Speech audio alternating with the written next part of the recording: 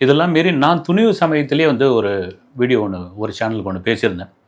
என்னென்னா, அந்த சமயத்தில் அஜித் ரசிகர்களை சந்திக்கிற ஒரு ஏற்பாடு இருந்தது. ரசிகர்கள் சந்திக்கிறனா வெறும் ஃபோட்டோ மட்டும் எடுக்கிற மாதிரி.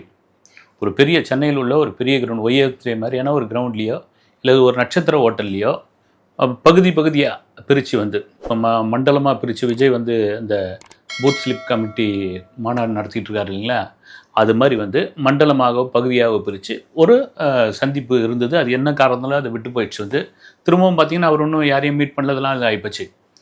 ஆனால் இப்போ விரைவில் ரசிகர்களை சந்தித்து ஒரு ஃபோட்டோ செஷன் ஒன்று பண்ண போகிறார் அஜித். அது ரைட், ஓகே.